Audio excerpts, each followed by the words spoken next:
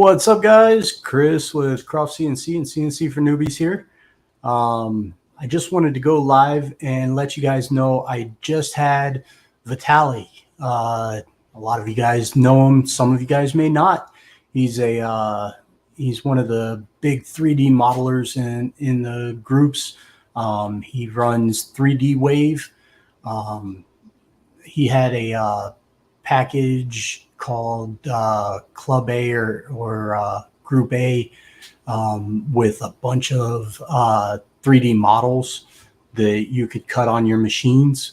When I had my X-Carve up and running and I started out, I bought his Club A model package, and that's what I used a lot of whenever I was doing my 3D carves.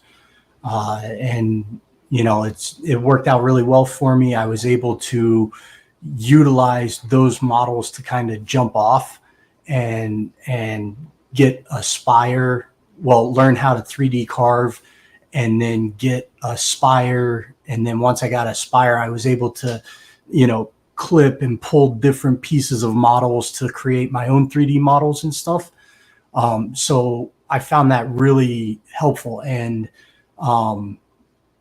I preface that by saying I bought that model package, and that helped me get into all of my 3D modeling, all of my 3D carving on that X-Carve, which was great. It gave me a jumping off point. His group was able to kind of educate me on how to rough, how to use tapered ball nose and everything like that. So I bought the package. I'm not endorsing the package. I bought the package, and I'm just letting you know kind of my trajectory into the 3D modeling. What was really cool to me was Vitalie just reached out, and I had said in passing, hey, if you ever have any models that you want me to cut and do a live on, let me know. And I said, I'm really interested in showcasing what our rotary axis can do, because not a lot of people are doing that.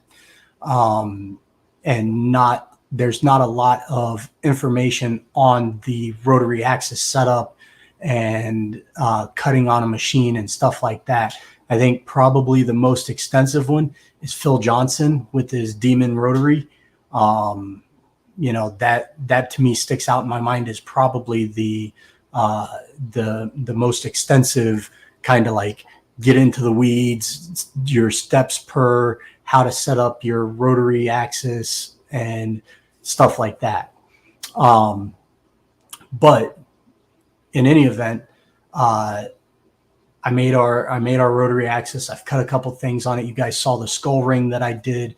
I did some cast machinable wax, and because I did that, I wanted to do some aluminum casting stuff.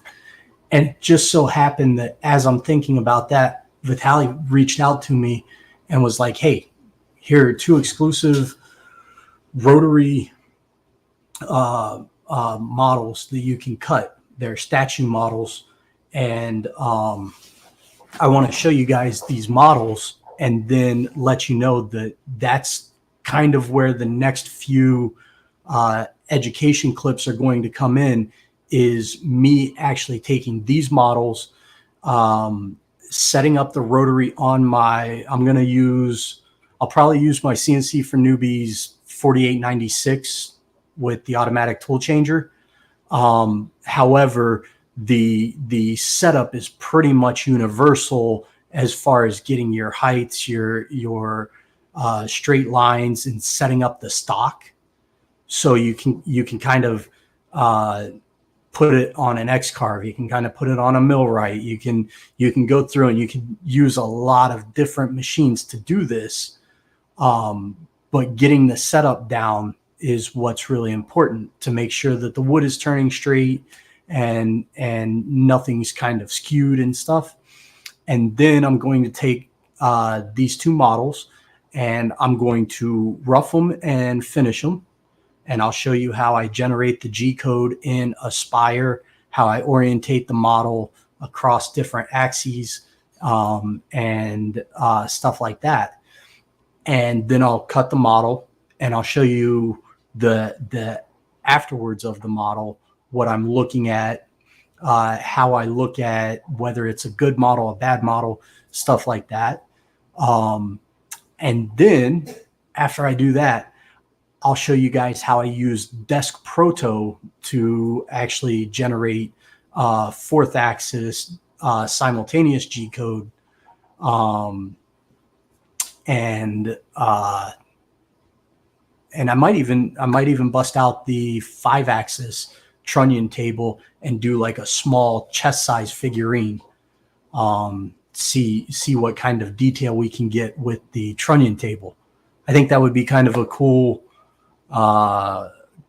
ordeal to show you how to set up a 5-axis cut and kind of go from there. So I just wanted to go live and tell you guys about this. And now I want to show you the two models. The very first model is Jesus. It's a rotary statue, or it's a statuette of Jesus. It'll be rotary, fourth axis, however you want to put it. I call it a rotary axis. Let's see here. Let me pull over. There we go. Okay. Give me a second here. This is a lot of graphics, but as you can see, there's the Jesus statuette.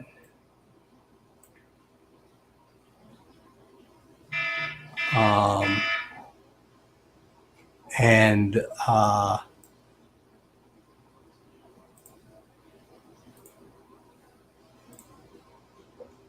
as you can see, there's all kinds of beautiful cut into it and detail.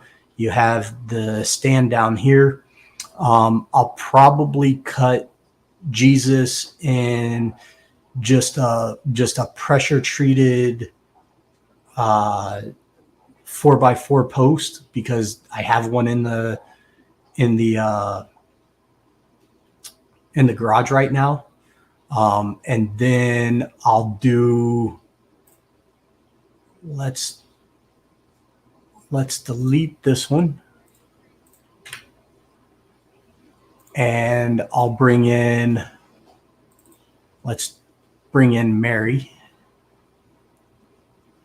I was going to say, let's do Mary, but I mean, that's kind of sacrilegious.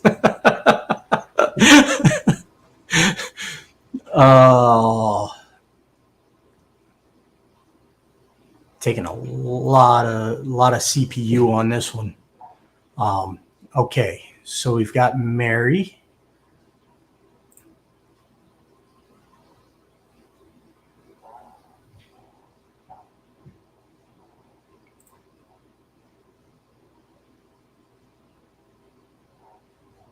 Nope.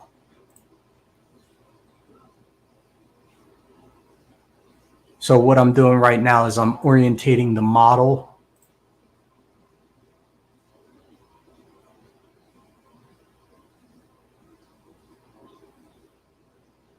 Okay. I'm just seeing kind of what makes sense in this model, the way that I'm conceptualizing it.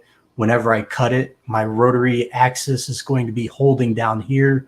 I'm going to have another flat up off of the head here, and I'll have another puck here that will be pressed on by the live center.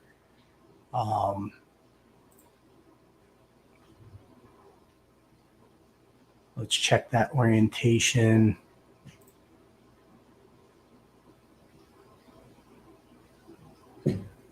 Okay, so the model diameter, I know that I'm going to do that at like 3 1/8.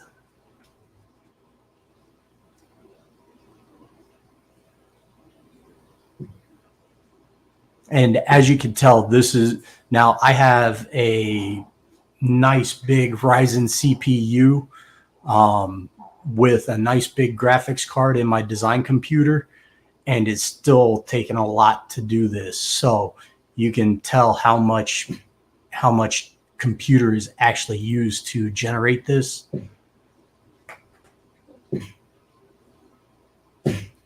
Okay.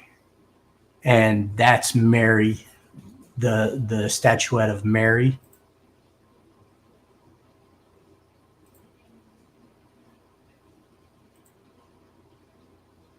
Okay, how beautiful all the curves and everything of the row bar looks really good. So yeah, I'm really excited to be able to do these two models and kind of show you guys how to set up the rotary axis, what I'm looking at when I do it, and just in general, showcase how nice these models turn out. If they turn out, I mean, we gotta find out. I have not carved these yet. I'm going to do smaller statuettes. They're only going to be a foot, roughly, and I'll go from there. So once I get this all squared away, probably later tonight into tomorrow, I'll let you know, and we'll go from there. So that's that. Any questions, comments, concerns before I hop off?